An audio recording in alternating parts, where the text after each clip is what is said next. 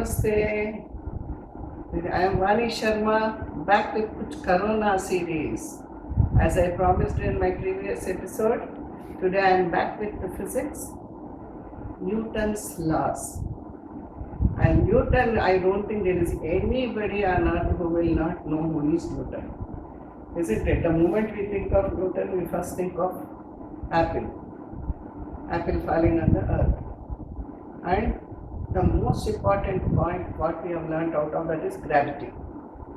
So when Newton came, thousands and millions of people would have seen apple or any fruit on earth falling from the tree to the bottom. But no one thought except Newton, what is that force that is working on a fruit that makes every fruit to fall down or any object to fall down.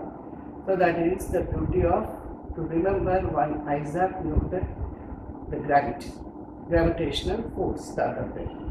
And he is an English person and he belongs to 16,000 AD. That means almost now we are nearing 400 years back. What he said is so valuable for so many inventions and discoveries whatsoever have taken place after that. So fundamentals, the most famous one, as I told you already, the gravitational force because of the apple falling on the earth. Then his Newton's disk, that is also very important. He said the spectrum, what we call it as. So every color emits from single color white. So whatever we see is the only eyes will see blue means the remaining are not seen. If it is seeing green here means remaining colors are not seen. Otherwise it is pure white. So that is a Newton's disk. If you rotate fast of all the rainbow colors, it will only appear in fast rotation like white. So that is also another Newton's theory of spectrum, color, light particularly, how light radiates.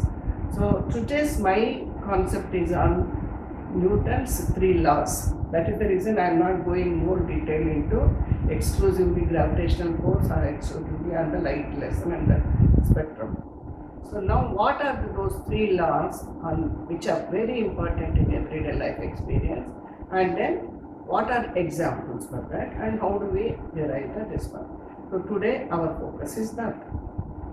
So now I have got some objects here in front of me. So this is my pretty, I love this doll. It is not actually a doll, it is this one, paperweight. Since I am very fond of animals and plants and my first son gave me this, so it will be always with me as a paperweight. I kept it there. What happened? Is it moving anywhere? No, not an inch. So all these objects, whatever are there here, are not moving at all. Why? What is that is making them to be at one place? So this is what is the very interesting thing about the first law of Newton. Suppose I move this, it has gone some distance and stopped again. For stopping also there will be a reason. Now again we are going to study about the reasons for stopping also. So it is in motion now. This is in rest, this is in motion. If it is not in motion, it is in rest. So when it is not in motion, it is called a state of rest. If it is in motion, moving, it is called state of motion. So for every object to be in state of rest or in state of motion, they tend to be the same, like lazy people who always love to be at one place and never want to do anything. So similar to that, all the objects, whether it is living or non-living, according to Newton's first law, they tend to be either at rest or in motion. Non-stop. You will not believe. That means rest only, motion means motion only, steady motion. But is it really happening like that? No. We see the objects being at rest, we see the same object being in motion, just now with an example of this here. So what is that is making it go in motion? That is what is the first law of Newton's first law of motion. All these are related to movement of objects. So the first law of movement, we call it as first law of movement. So according to that, an object tends to be in the position of rest or in the position of movement until and unless an external unbalanced force is applied on that. See, I did not touch. An object had fallen now. There is displacement of an object. What happened there? Some force acted on it. What was the force? The air being this a light object has pushed it, and the force that has acted on that has pushed the object that was kept on that. So there can't be a better example, live example than this for the inertia. So this is the state of the being in the same position is called inertia. I-N-E-R-T-I-A. Inertia means laziness or being in the same state. So every body tends to be in a state of inertia. Now I am using the word inertia. Unless and until an unbalanced force is applied on that. What is the difference between unbalanced and balanced again? Why did I use the word unbalanced force? Means something, if I am pushing it again and from here to here, it is moving in one direction. Suppose there is an object here. Let me try this. I don't know. And some obstruction here. Whether it will change or it will stop. So what happened? Again, this object that is here stopped it in the middle. Otherwise, you have seen the aeroplane going till there. But this hurdle has stopped it midway. So when it is not balanced. It is not like an aeroplane running on a runway, where it is going properly without any distraction or disturbance or a hurdle in the middle. So that is why balanced is different from unbalanced. So it's very, very important that as long as there is a force is applied, and how does it go? It will go in the same velocity and same direction. Direction also won't change. Speed, velocity also won't change unless an objection comes, it comes on the object. Then the direction, instead of going like this, it will go like this. The direction changes. Suppose I keep the ball here and push it in. It's here, it stopped. It has changed the direction and gone because the force has changed it, and so it could even go. The force applied is more, and then also it has changed the direction. So that is how we have to understand. They maintain the same velocity, they will remain in the same direction unless and until an external force is applied to change the direction. So this is what is called the first law of inertia. Out of the three laws that the Newton has derived at, the first law is based on inertia, which speaks that an object tends to be at rest or in motion until and unless an external force is applied on that, and it also maintains same velocity and same direction as long as the force is zero. So what is again force is zero means what? If there is no force, like in here, if we go to the orbital movement, if there is no force, if it is zero, they tend to be in motion, never ending for billions of years. Since there is no external force, the force is zero, so they are continuously in motion. That is the best example to take is from the orbital movement. So in small objects I could show you, when it is zero, force is zero, they tend to be in a continuous motion in the same velocity, in the same direction. In the best example is in the orbital movement. So hope the first law is clear for you children. So, and for this inertia, many examples are there in life. If you are traveling, because unless you take the live examples, understanding also will be more interesting. You keep going by car. You know that all the out drivers and the pillion drivers have to keep one side belt also. It's a must.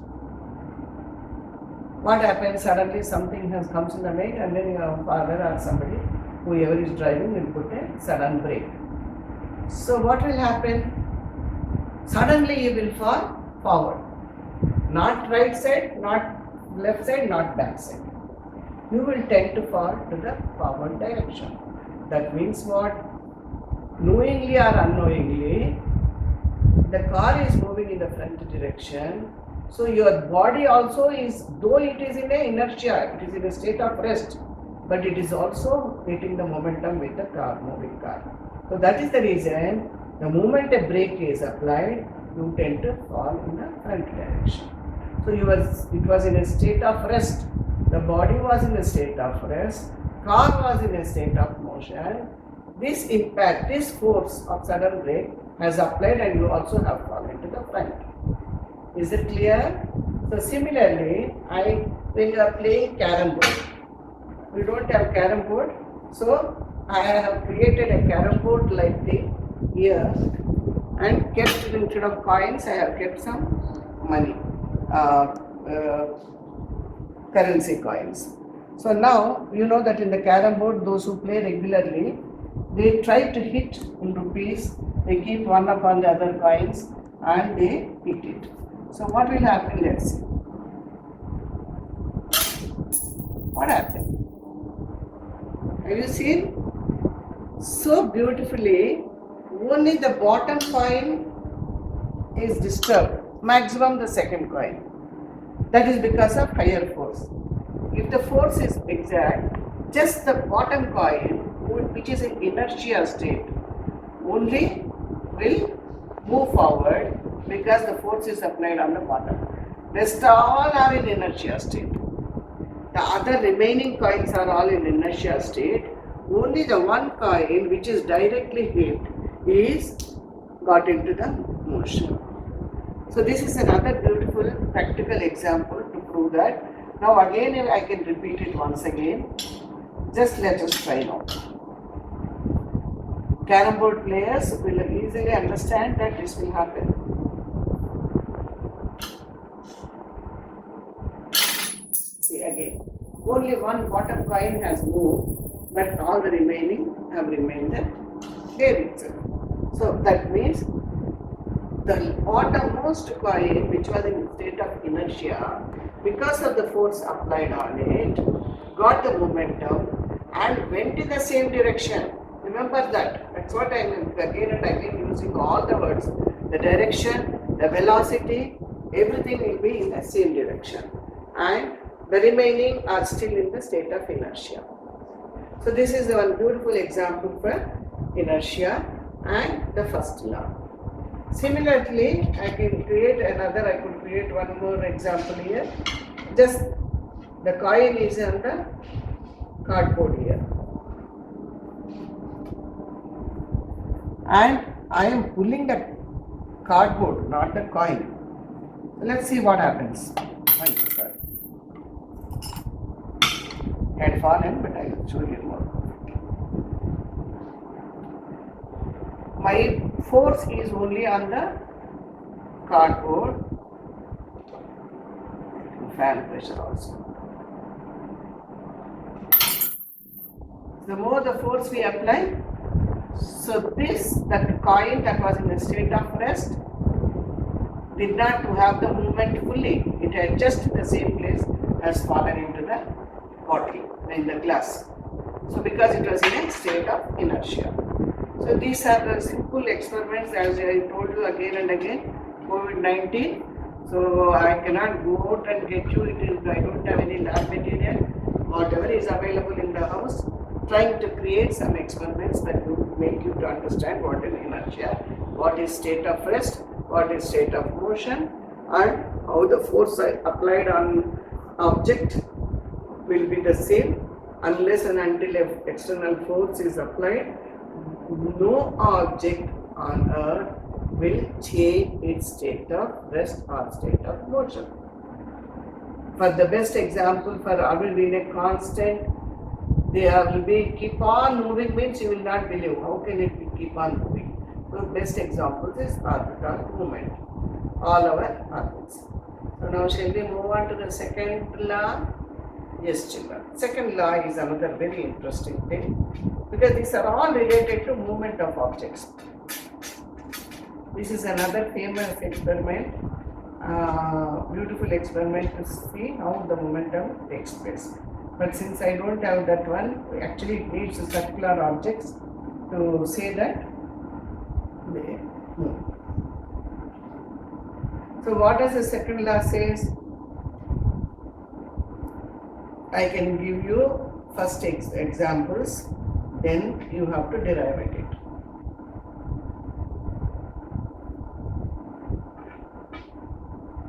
I have just created all these things for your benefit since I don't have the other things that are needed. So what I have taken? I have taken one marble and I have created another marble which is almost of the same size but lesser in mass. This has less mass compared to the real marble. And I have taken one light object and then I have taken another object on this. So let's see what will happen. I almost kept it at the same place. I am going to hit this also. Just observe that has gone and rolled back, but I am sure my videographer has done well. Which one has moved more? My real marble, which has more weight, has gone farther than the marble that has lighter weight that is created here. The real marble has gone till the end and again rolled back also on hitting. So that means that the momentum depends on the mass. Momentum of an object depends on the factors. In object's mass, then the force applied. In this case, actually, this marble is the force, this is the object. So already even that objects also have both, there is a difference, and the force applied, the more force you apply, that is directly proportional momentum. You must know the words, two words, directly and inversely. So directly means what? The more force you apply, the more the momentum is. So this also now with the marbles, two marbles I have shown you, the distance that they have travelled is more. So they are directly proportional. It all depends on the net force. Then you have got the friction aspect also. So friction, this is a glass, there is no friction here. So to have more friction, I can take a paper. Let me see. I don't know. Let me see how it will work.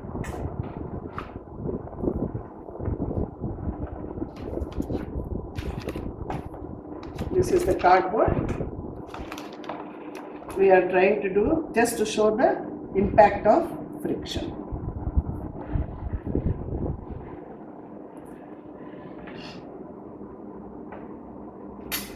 One I am taking on a glass object where the friction will be less because it has a smooth surface. Here it is a cardboard, so definitely let us assume that here it will be more. So that I am keeping at the same distance and let's measure how far this will go and how far that will go.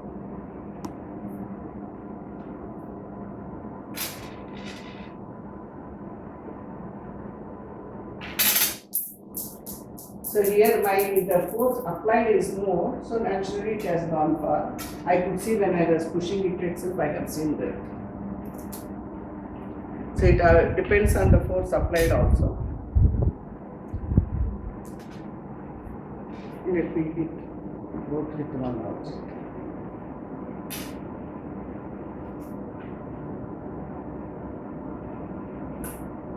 Same pressure I try to apply. You can see the difference. This has moved further to this one. So here, because it has a smooth surface, less friction, and in here it has a cardboard, it has more friction. So that is the reason the movement. I use the same one for hitting the both. You can see the thing, same size coins. Here I have hitting force also is the same instead of directly my finger. Where that my human this thing fraction of error will be there. So I try to use that. That means as the friction is more, friction is less, it is more velocity and the momentum is more. So here with respect to friction, it is inversely proportional. Inversely proportional. So the smoother areas you all know very well. Why will a ball roll more than a flat surface? The same thing. Ball also, a circular object will have less friction compared to a square or a rectangular object. And I have created this one also, since these are supposed to be round marbles, but these are flat marbles which were there for my gardening purpose. So anyhow, I am trying to do with them.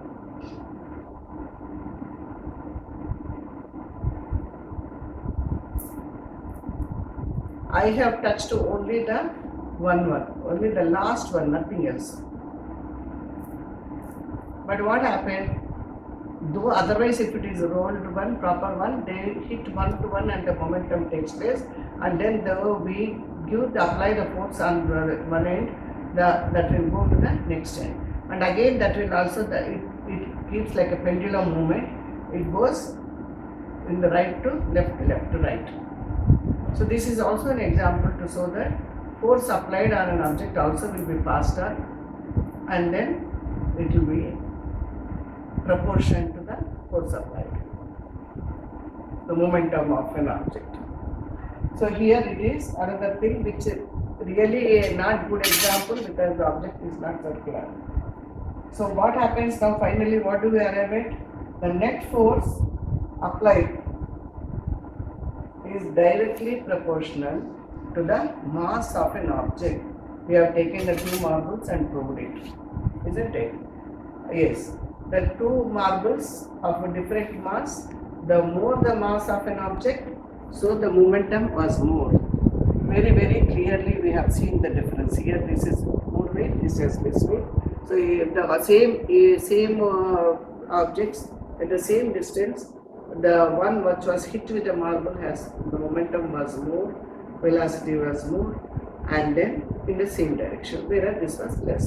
So that is directly proportional to mass. Then it is inversely proportional whenever the friction.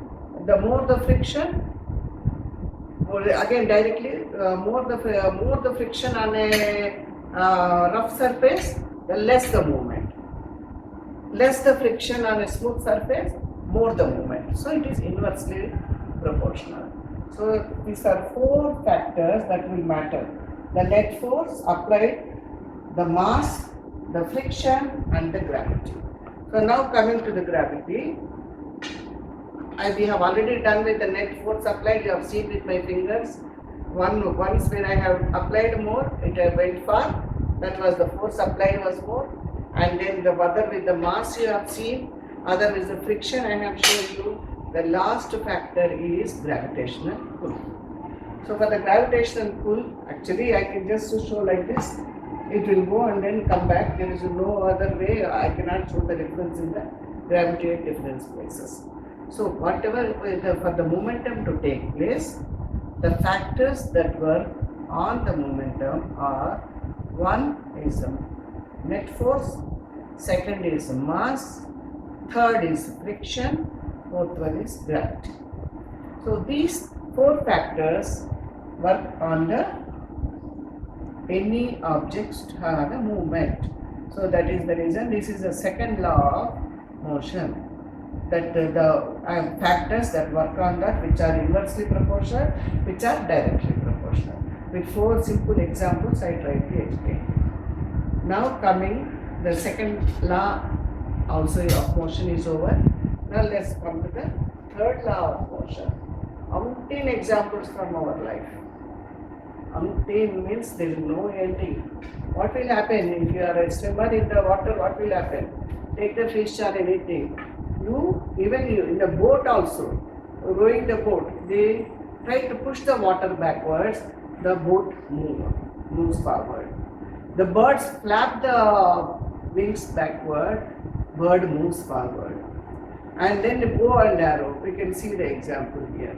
I have created one bow for your sake, children, because this is the small things I can show.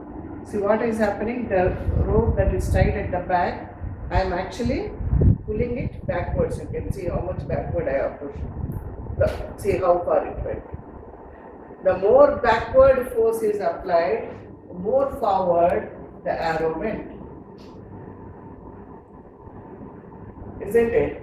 So that means every action has a reaction which is equal and opposite. Here this is an action. I have pulled the rope backwards, but the arrow went forward. That's a reaction for this backward action. I am hitting the ball this way, it's coming back to me. So this action has a reaction. I hope it is very, very clear. The action of throwing the ball downwards has a reaction and it is coming back to me. So every action is equal and opposite. This is the third one. Very, very important law. And you trigger, if you take a gun, of course this is a gum gun and the other rifles and all. Here we have got a trigger. You push this backwards, the bullet goes forward. For the bullet to go in a forward direction, the trigger has to be pushed backward. For the arrow to go forward, the rope has to be pushed backwards. So like this you get umpteen number of examples. For swimming, you have to push the waters backwards, then only you get the forward movement. Whether you take the birds, you take the aeroplanes which are man-made, you take the fish in aquatic animals, everything for every movement of an object, the force applied is equal and opposite. That is the third law. So every action has reaction which is equal and opposite. So that is the third law of Newton's on motion. So the 3 laws I could tell you with whatever possible examples that I have got. And today again our beloved Prime Minister Sri Narendra Modi addressed the public, so wonderful, so beautiful. As he has advised, he is our greatest leader, and so he said to write to covidwarriors.government.gov.in about any such wonderful work done by our COVID warriors. Who are the COVID warriors? In the front end, who are all our health workers, the doctors, nurses, those who are helping them, entire office, hospital staff, and our own road cleaning mechanism. Everybody who is trying to keep our health fit and fit are called health warriors. Health warriors are those people. And being a teacher, I have to tell you, children, and we have got Vidya warriors also. So who are the Vidya warriors? Those who are working to help their students so that they don't idle and forget whatever it is happening. And those who are working about the tensions, stress that people are going inside the four walls. Umpteen number of psychological depression cases are coming. So mental health people who are the psychologists, psychiatrists, psychotherapists, they are all working to keep us mentally healthy. And those teachers who are trying to keep your cognitive skills in position, in apt and then active. So indirectly, directly, the nation our under the able leadership, the government bodies, everybody in one tune working. So I am extremely on behalf of everybody. I would like to thank COVID warriors, everybody. That's what, as I said, health warriors or the army at the borders, or the warrior word is very apt for during this period. And I would like to call all of them as Vidya warriors also, who are trying to protect our mental health and our cognitive level side. So many teachers are giving free service by sitting at home. Many companies are wonderfully coming forward to give free webinars to help the teachers, the students and everybody. And many psychologists and others are also trying to keep our mental health very well. So this is how together as Indians we are all working and we are all fighting against one cause, that is COVID-19. So let us all be together in this crisis period and then do our best. So today's lesson of 3 laws of Newton, I am sure with simple examples is you got it well, you understood well, then further to the equations and then other more in detail you will study during classes when the schools are open. So thank you, see you, bye bye. And I do not know whether the next episode will be there or not. If I get any good idea, I will be always back to help you all. If I don't get, I don't mind taking any suggestions. Any other educators who say that this concept also you try to do, I am ready to do. I am always there at your service. So thank you, bye bye, namaskar.